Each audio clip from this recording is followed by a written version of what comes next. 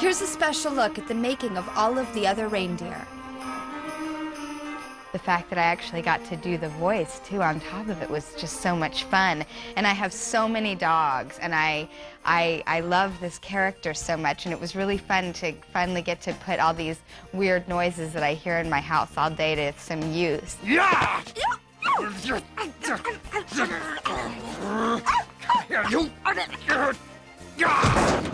Martini's kind of typecasting, you know. It's like I'm very, I very much identify with what he does and who he is. Stand up for free enterprise. Fight the man. Buy a luxury timepiece, Pooch. I've played nice guys before, but I haven't played nice. I haven't played a nice guy with this type of problem. How are your dog chores coming? Did you bury any bones today? No, Tim. Chase any cars or cats? Afraid not. Did you even make a token attempt to tear up any flower beds? My character is a reindeer named Schnitzel, who can't fly, but he can sing, and he's got a little bit of a chip on his shoulder. You don't look like no reindeer to me, mutt. Well, I am, and my name's Olive. Because of the strong lead character, which is done beautifully by Drew Barrymore. She's, what? I'm doing the visuals. Oh, you're doing the acting? audio commentary, and I'll do Okay. the lead character, you see. The lead character, Olive.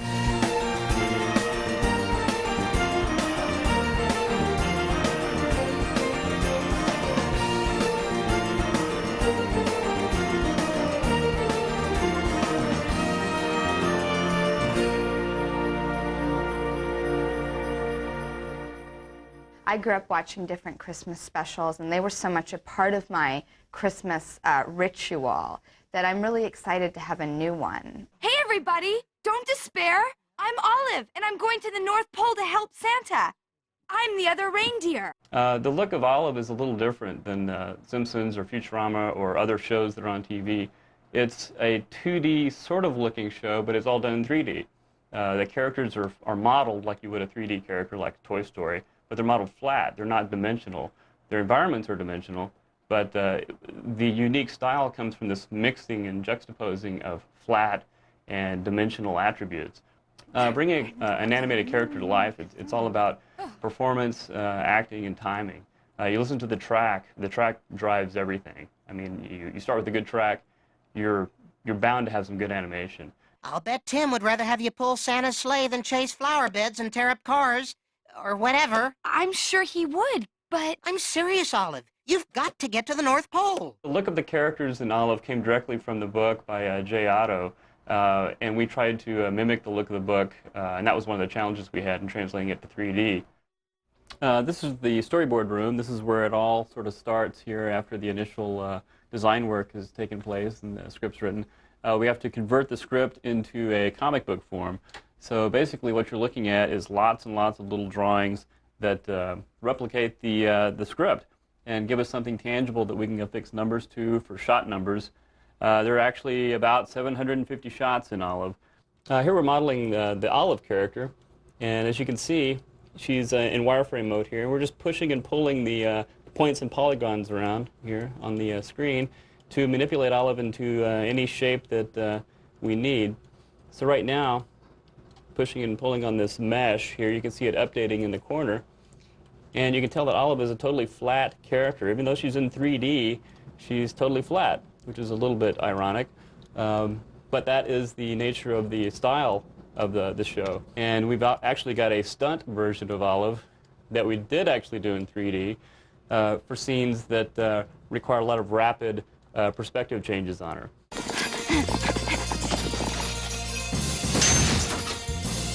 This is the main animation area. This is where we actually take the characters that have been built and start to push and pull them, move them around, get them into key pose positions, and actually get a performance out of them. Right now you're looking at a preview that Dave is stepping through, just checking out the action and seeing how it's playing. As you can tell, it's still a somewhat crude rendered shot. It doesn't have the final lighting, final texturing on it, but it's a little more evolved than at the modeling stage. In this room we do the lip sync animation, and Nick is actually working on a shot here of Olive.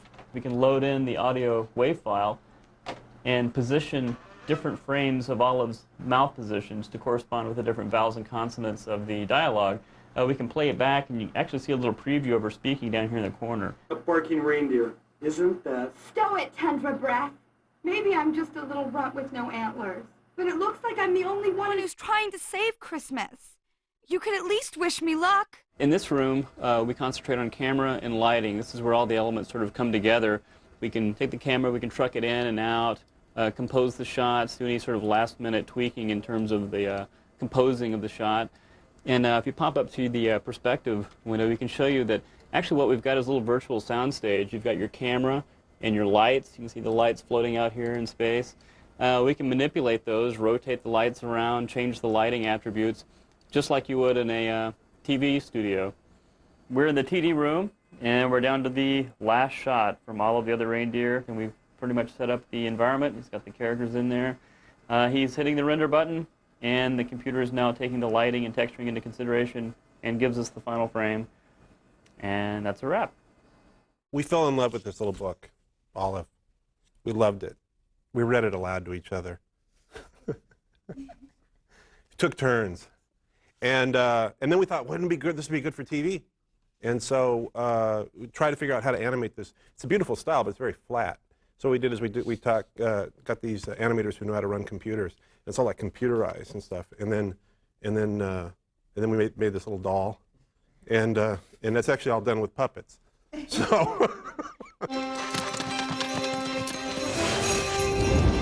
We have Dan Castellaneta from The Simpsons, who does the voice of the postman, an incredible actor. He really just brought this character to life. Nobody's going to help that lousy old Santa. Stay away from the North Pole, or I'll hand cancel you.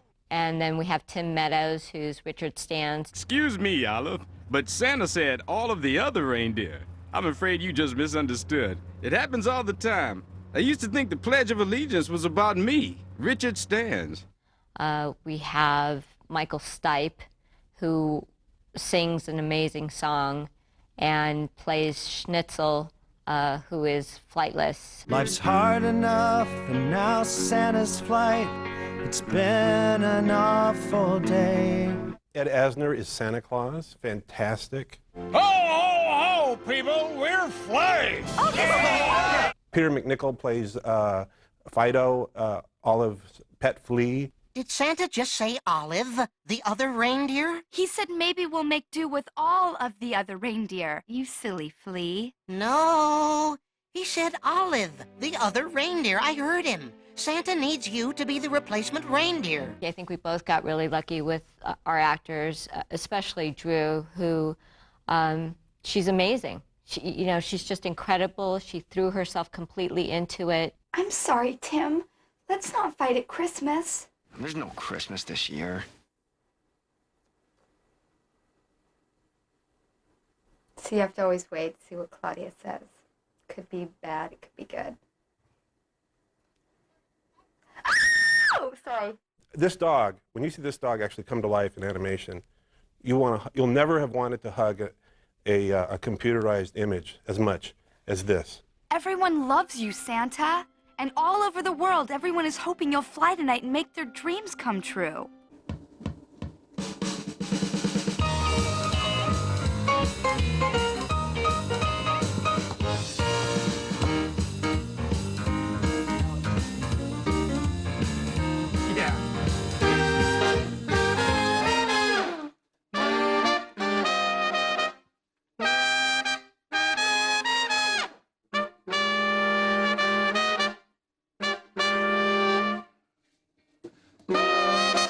This show has tunes that you will not be able to get out of your head. It's got new classic Christmas carols. It's awesome stuff. Chris Ting has done an amazing job.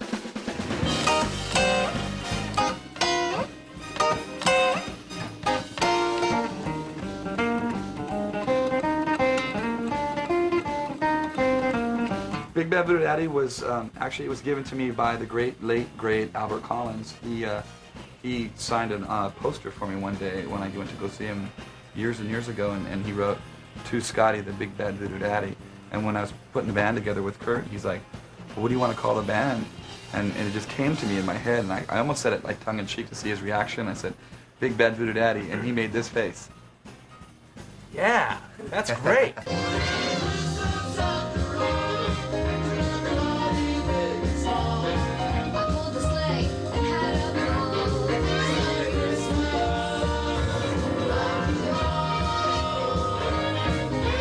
What we're recording is we're recording a song for all of the other reindeer, and the song is called Merry Christmas After All, with Drew Barrymore on vocals.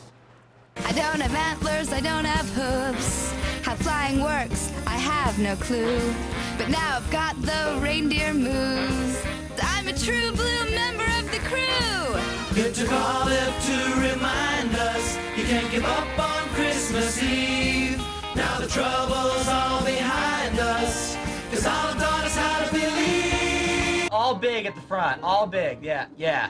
This is a Chris Ting song, an original song that he had written for the film specifically, and had chosen us. He had us in mind when he was writing it, and we're performing it now.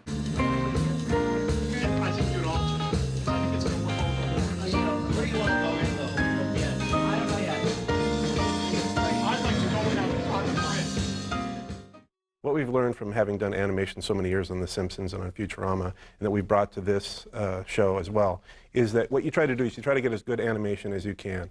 But the real key is in the writing. It's a great script by Steve Young. You get a fantastic director like Oscar Moore, and then you get as great voices as you can.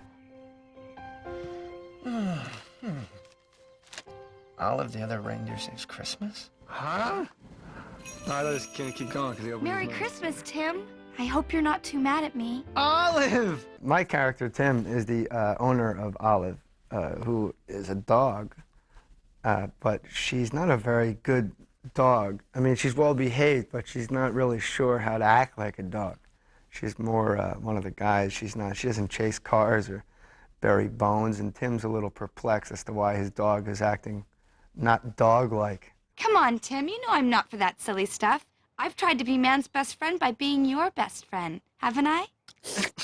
Yeah, well, get with the program, Olive, and start acting like a dog. I basically sort of ask Olive over and over again, what kind of dog are you? And then she begins to question it herself, and turns out she's not a dog at all. But she's the other reindeer that's got to save Christmas. Jay, what I'd like you to do, it's a little bit of that what when he first opens his mouth a little bit. I just want you to read it to yourself. Okay. Yeah. So when he goes to get up is when the second okay. I didn't really sort of come up with a voice. I think there was a time crunch, and I just decided, oh, tell him I have to do my own voice. And Matt and everybody just said, that's fine. And I said, really? Okay. Olive? Are you there? Olive! They sent me a copy of the script of Olive, and with really, it sounds silly, but just really adorable cover art on of what the characters would look like, and it was just really adorable looking at them, where you just kind of looked at the drawings and made you smile, and then when I read it, I thought it was really sweet. Look at the seal. Panda Man! Flightless aquatic bird who attracts media attention. And we've been a little short-handed since the monkeys escaped. Ook escaped. I thought this would be a really good thing to be a part of, because I don't think it's a one-year deal. It's got some real quality people behind it, and the animation's really phenomenal, and I thought it was really a special thing to be a part of. What happened? We're moving beeps around. Hold on one second. Q14, take one. It looks like Shirley, might though. That's reindeer, too. Merry Christmas, Olive. Oh, yeah. Merry Christmas. You're the best, Olive. I love you, Olive. Come in. Use a coaster, honey. Merry Christmas, Olive. Good girl. Good girl. Oh, you're the best. We had this very important song in this special, and we wanted so much for someone, I mean, our great dream was for someone to come in and take it and elevate it, and you always want everyone to come in and make it better than what it is on the page. And Claudia and I had asked Michael Stipe to do it. When you're this far north with no sunlight, sometimes tempers spray. Life's hard enough now, Santa's flight. It's been an awful day. Employment in these latitudes depends on old Saint Nick. Oh, I sang a song about how difficult it is to be in at the North Pole when Santa Claus is having problems. A barking reindeer. Isn't that just... Stow it, Tundra Breath. I've never done animated work before, so it's interesting to watch the process. It's really different from doing a regular movie or certainly from a regular vocal singing in a studio. It's a very different thing. Well, what am I answering with? I'm trying to respond honestly to what she's asking, or am I going to be sarcastic? I'm not sarcastic at this point. I think your instinct is to be sarcastic with her, so you're about to answer her probably in a threatening or sarcastic manner, and then you change your mind. Okay. I think her speech is really getting to you. Okay. Oh, she's a sweetheart. She's kind of like, I think I once called her, like she's like a Klieg light. Drew is. She's got like a giant beam of light coming out of her head, and you kind of can't help being a little blinded by it. Wireless electric drill. I'm too naughty to deserve such a nice drill. All right, pull yourself together. Let's think about this. Olive, huh? That's right. I'm sorry, Olive. We're really not such a bad bunch. I kind of tried to amp my speaking voice up a little bit. The singing part is fine.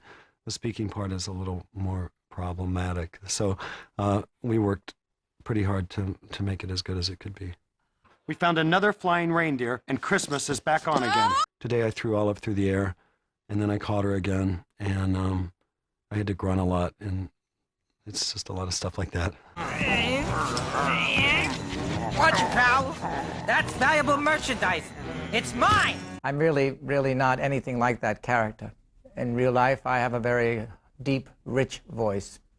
And I fashioned them after my father, but I didn't do any kind of penguin-esque sounds, you know, like sometimes you would do that. I basically did me. Who am I kidding? The laws of breaking and entering, as they pertain to Santa, are unclear. Excuse me. My 7-year-old came with my wife Nance and the baby, and watched watched some of the session, and she was so into what she had heard that she went and read the book. But I guess it must have turned out all right. I'm actually starting to miss my cage. Actually, they showed me the book, and on the cover, which really made me feel cool, was a picture of Olive and Martini on the cover sheet of the script. Deliver this, punk! This is so much fun for me, to be able to be larger than life. And in animation, less is not more. More is more in animation. You owe me for those pens. Come on! Grab my tail! Quit wagging it! Whoa! A lot of times when I work on a character, I use an animal as a reference, and you know, and penguins kind of walk sideways and they kind of slither around. That all may be true, but I'm a reindeer just the same. Listen, Olive, I'm from a zoo. I know reindeer. I worked with reindeer. Reindeer were friends of mine. You, Olive, are no reindeer. They called and asked me to come and be a part of it, and I was thrilled to be able to work with the caliber of people. Well, when I read it the first time, I felt mad. I'm actually doing a little Mel Gibson as Martini. Whoa, whoa, whoa! Whoa, whoa, whoa! I guess I could deliver this stuff. It's not as glamorous as helping Santa. But there'll be trouble if the folks can't enter their sweepstakes. It was really fun. Sometimes I felt so happy, I felt like an insane person. You know, I'd be like, Merry Christmas! And I looked like I was losing my mind, but I was just so happy being this character. And as an actor, you really do become your characters, and to get to be Olive, this, you know, heroic, beautiful dog, made me so happy in life. I'm Olive, the new reindeer. I'm here to help pull Santa's sleigh. Olive. No Olive on my list. But Santa said on the radio that he was counting on Olive, the other reindeer. That's me. I'm here to fill in for Blitzen. I can't let you in. But I have to. No. Isn't there someone who I could... No. Don't you even care? Thank you. No, but I kind of toned it down because EPK is here. No. I know. I tend to burp and cough up phlegm and blow my nose and clear my throat and do all these things because it comes out sounding like you can really hear it in the voices. There's no room for imperfections. I went on the direction of the tone of the story, but I also wanted to sort of capture the way that Olive looked in the book, and I knew that she would look similar to that when it was animated. And she just had such a sweet, gentle, jovial nature. And that was the key word to me, was jovial. I thought I might have even been too heavy. See? Okay, good. It's an important gesture in her life. It means she's utterly comfortable. I'm ready. Okay. It's such a good time, and I've made such good friends with Matt and Claudia, and it is so amazing when you can trust people so much and learn from them and be guided by them and inspired by them. And you know, we've also you know, spent time outside of work, and they're just a hoot. They're so much fun, and I'm very lucky on this one. Very lucky on this project. Yeah. I probably should have chewed them first. Oh, what I wouldn't give for opposable thumbs. Christmas is over. Hate to disappoint you, but I'm going to the North Pole to save Santa's flight. You're not a reindeer. You can't fly. You can't do anything. I think that the fear aspect is a little different than the Abominable Snowman, where he might scare you a little bit. I think the fear in Olive is that Christmas may not take place. Right back.